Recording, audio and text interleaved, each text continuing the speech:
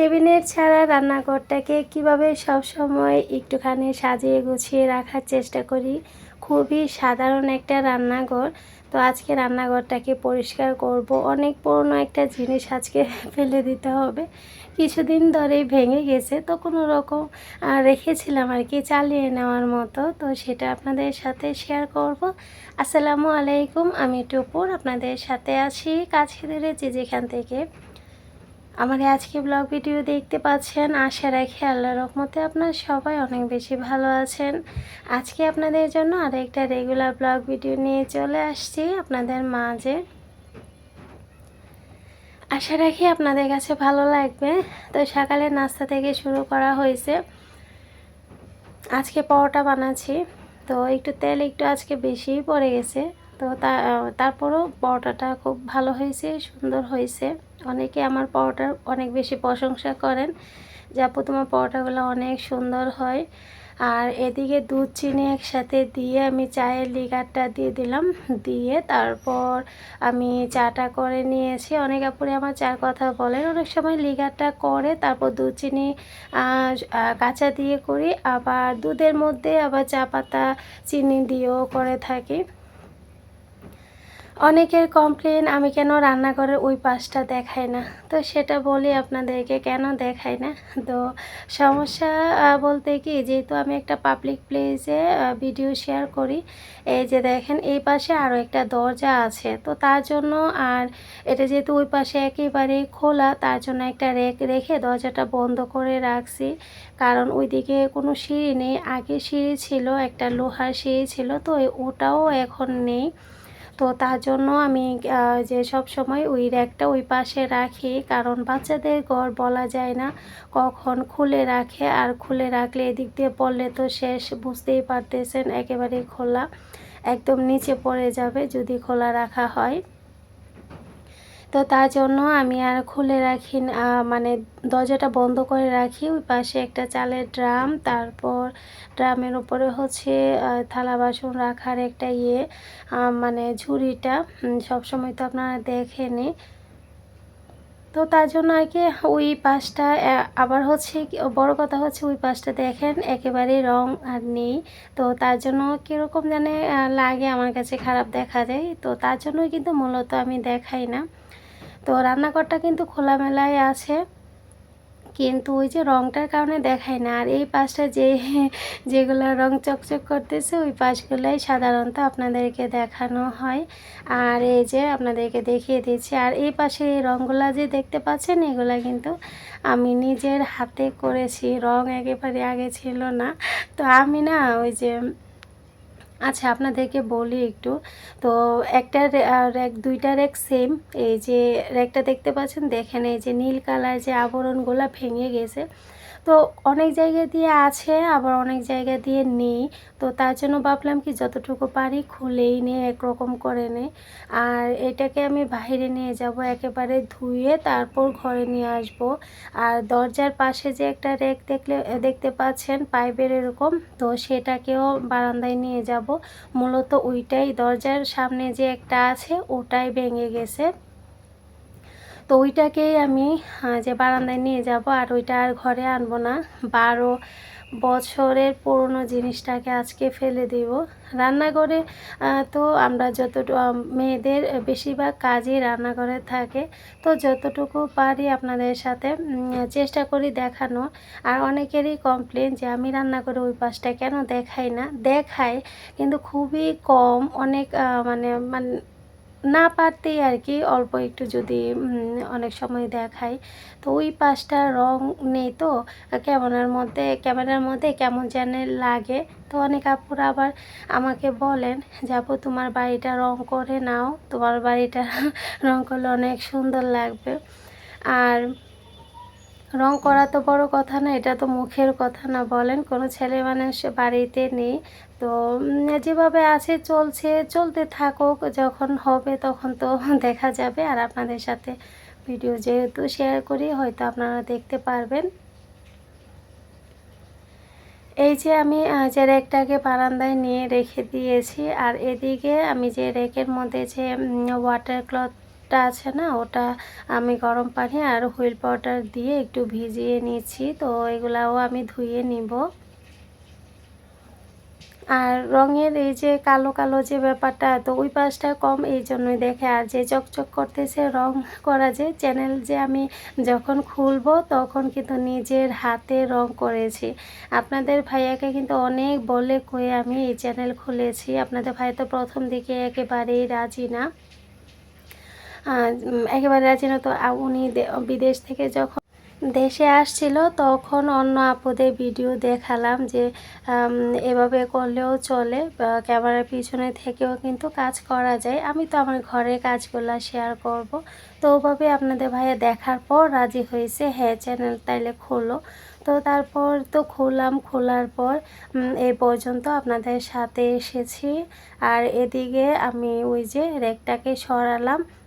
আর এইখানে যেহেতু normal floor, এই ফ্লোর নিয়েও কিন্তু আপনারা বলেন আপু টাইলস করে নাও। তো টাইলস যদি করতে না পারো তাহলে যে কি বলে ফ্লোর যে ম্যাটগুলো আছে ওগুলা করে নাও, আপনারা বলেন। তো যখন করা তখন অবশ্যই তো করব। আর আপনারা তো আবার ভালোর জন্যই বলেন। আর সাধারণ সিম্পল লাইফস্টাইলটাই আপনাদের সাথে শেয়ার করি, তো ওগুলাই আপনাদের সাথে শেয়ার করা হয়। যেহেতু রেকটা ছিল তো এখানে একটু আমার মনে হচ্ছে মোছা হয় প্রত্যেক দিন, তো যে এটা সরিয়ে তো মোছা কম হয় আর একটু দাগ হয়ে গেছে।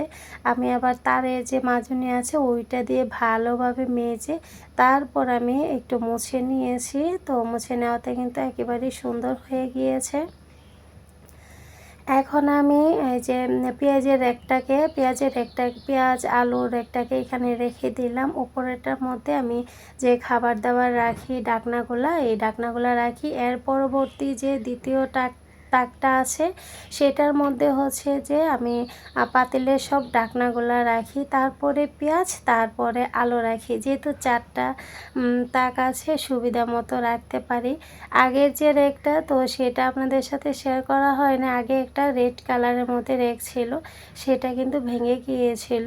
আর ওটা না অনেক আগে আন্নি দুনিয়াতে আসার পর আন্নির ফুপ্পি দিয়েছিল আন্নিকে, ওই যে টুকটাক ছোটোখাটো কাপড় রাখে না, তো ওই জন্য আন্নিকে দিয়েছিল। তো দেওয়ার পর ওইটা কিন্তু প্রথম দিকে তো ওই ছোটোখাটো কাপড় কাঁথা এগুলো রাখা হয় না, ওইগুলো রাখতাম। তো রাখার পর আস্তে আস্তে যখন ওয়ার্ড্রোব হয়েছে, তো মানে ও একটু বড় হয়েছে, জায়গাও বেশি লাগে, তারপর এটাকে রান্নাঘরে নিয়ে আসছি।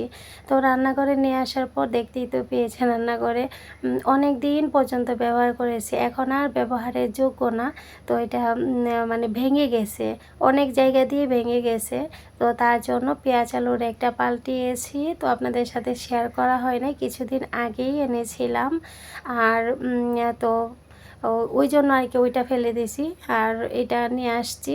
আর এখন দেখি কি ওই দিন সত্যি কথা বলতে ওই দিন 2টা রেখে আমি বের করছিলাম যে ধোয়ার জন্য বারান্দায় নিয়ে ধুয়ে নিয়ে আসবো। তারপর দরজার সামনে যে রেকটা আছে ওটা দেখি মানে পায়াগুলো একদম ভেঙে গেছে। আর এদিকে দেখেন সব কিছু একটু রেডিমেডি করে নিয়েছি আর এগুলোও ধুয়ে নিব। তো দরজার সামনে যে রেকটা আছে মানে একই রকম 2টা রেক, একটা একটু ছোট একটা একটু বড়। ছোটটার পায়াগুলো ভেঙে গেছে আর 2টার মধ্যে এদিকে ওদিকে জং ধরে গেছে।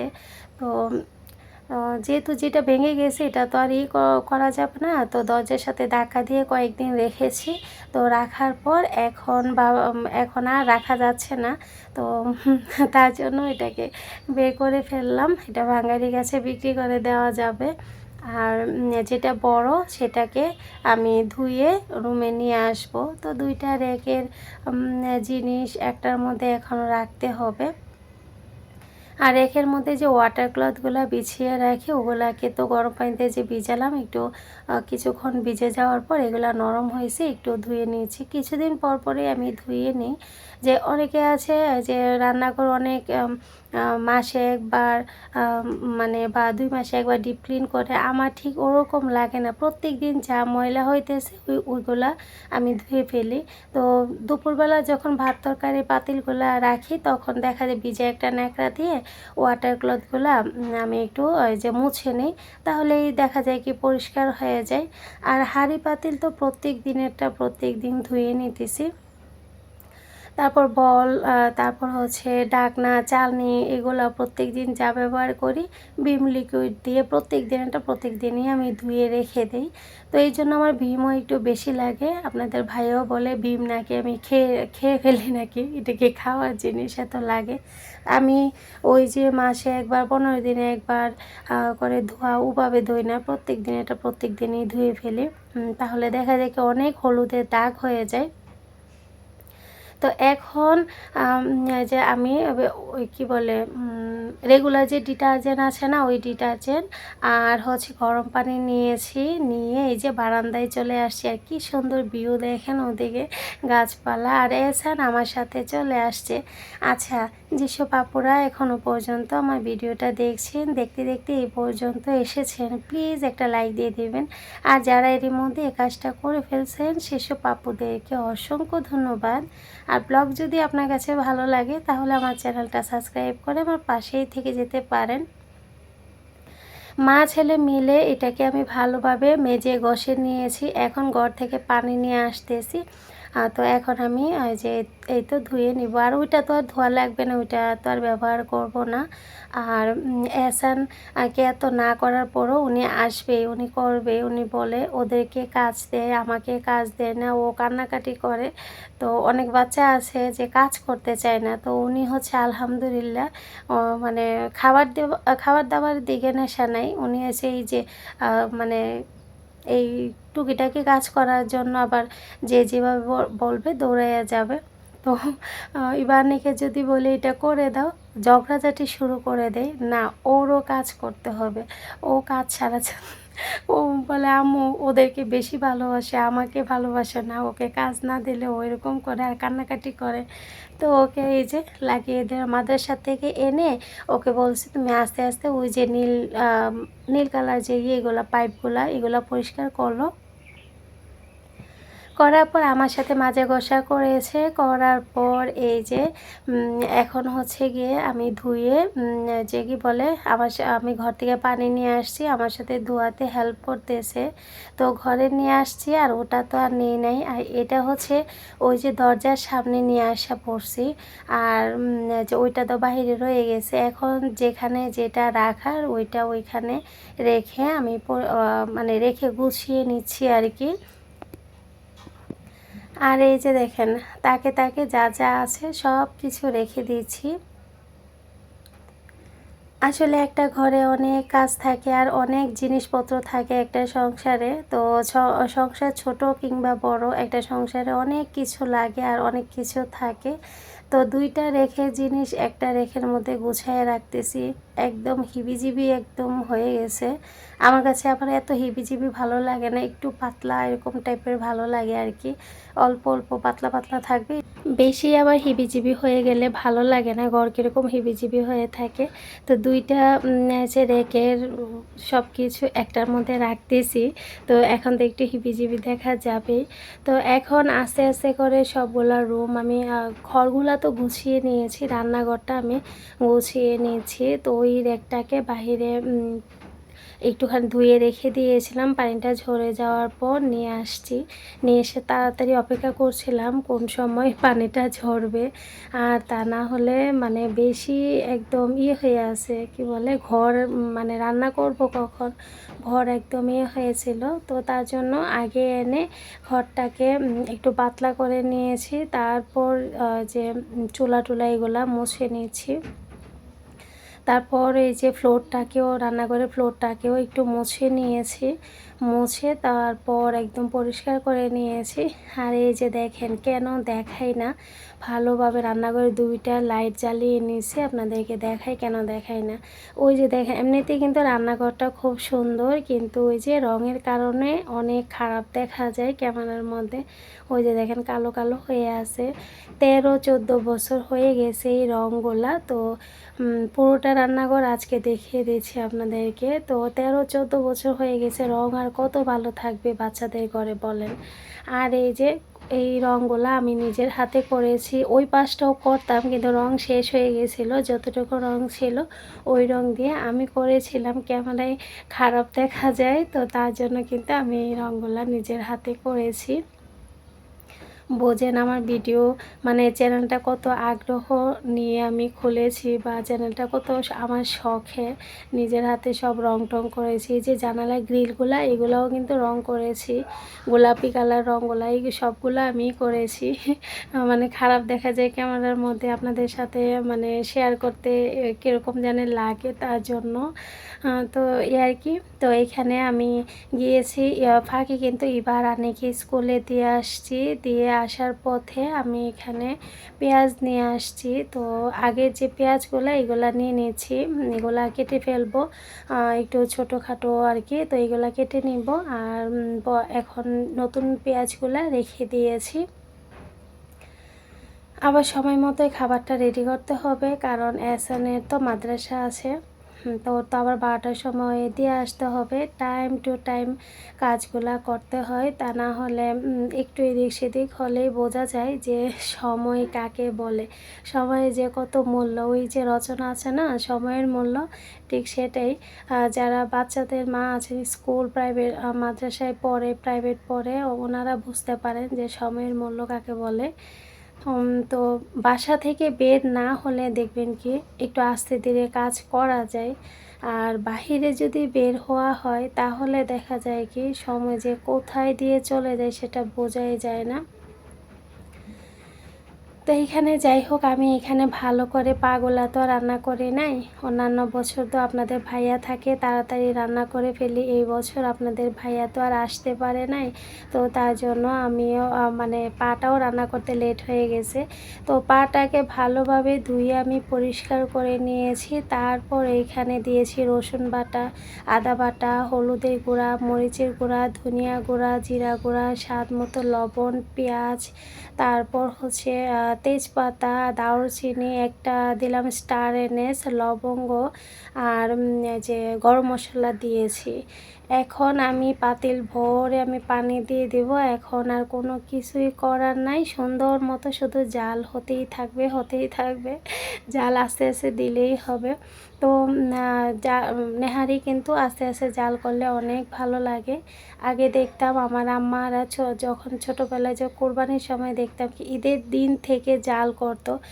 মানে 1-2টা বলক উঠিয়ে আবার রেখে দিত, আবার 1-2টা বলক উঠিয়ে, মানে এরকম 2-3টা বলক আসলে আবার রেখে দিত। তো পরদিন আবার জাল করতো, বিকেলবেলা আবার জাল করতো, এরকম করে নেহারি রান্না করতো। ভালো লাগতো, মজা লাগতো। আর এখন তো আমাদের গ্যাস আছে, নিশ্চিন্ত মনে বলক আসলে আস্তে আস্তে করে বসিয়ে রাখি। আর এদিকে কতগুলা রান্নাঘরে ধোয়াধুয়ি হয়েছে, আর এদিকে হয়েছে যে নেহারিটা একটু নাড়াচাড়া দিয়ে নিচ্ছি। তো যখন বলক আসছে তখন চুলাটা ডিম করে দিয়ে রাখলাম। রাখার পরে এই যে একেবারে মনে করেন 2:30টা বাজছে এই নেহারি হইতে, অনেক সময় লেগেছিল।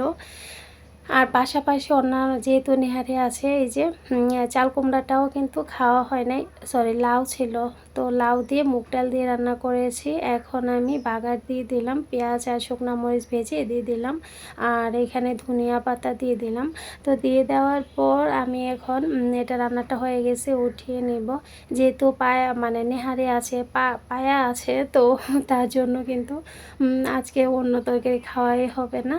তো এখন হয়েছে যা আমি কিছুটা তেঁতুল পানি দিয়ে গুলিয়ে এখন আমি দিয়ে দিয়েছি। দিয়ে আরও কিছুক্ষণ আমি জাল করব, করার পর আমি নেহারিটা বাগার দিব। তো সুন্দর মতো কিন্তু সিদ্ধ হয়ে গিয়েছে। তো ওই যে একদম ডিম করে করেছে। আচ্ছা, অনেকেই ভাবতে পারেন মশলাটা মাখানোর সময় আপু আপনি তো তেল দিলেন না। তেল দেই নাই কেন, এমনিতে পা থেকে অনেক তেল ওঠে, তারপর পরে যে বাগার দেওয়া হয় অনেক তেল যায়। তো তার জন্য দুইবারে তেল দেওয়ার চেয়ে লাস্ট পর্যায়ে বাগারটা দিলেই ভালো হয়, কারণ ওই যে তেলটা পরে উপরে বেশি ওঠে তার জন্য। আর পা থেকে তো প্রচুর তেল ওঠে। তো এখন আমি এই যে চুলার মধ্যে তেল দিলাম, রসুন দিলাম, শুকনো মরিচ, পেঁয়াজ আমি লাল করে ভেজে এটার মধ্যে দিয়ে দিলাম। সুন্দর একটা ফ্লেভার আসবে। আর বাগারটা দিয়ে দিলাম, আর ভালো লাগে খেতে। আর নেহারিটা সব মানে ঝাল, লবণ, মশলা সব কিছু একেবারে পারফেক্ট ছিল, ভালো ছিল। তো এই তো আমি একেবারে ভিডিও শেষ পর্যায়ে চলে এসেছি। যারা এই পর্যন্ত আমার সাথে এসেছেন সবাইকে অসংখ্য ধন্যবাদ। ভুল ত্রুটিগুলো ক্ষমা সুন্দর দৃষ্টিতে দেখবেন। তা আমার সাধারণ ব্লগ ভিডিওগুলাই আপনারা অনেক বেশি পছন্দ করেন। তো সবাই ভালো থাকবেন, সুস্থ থাকবেন। আজকের মতো এখানে বিদায় নিচ্ছি। আল্লাহ হাফেজ।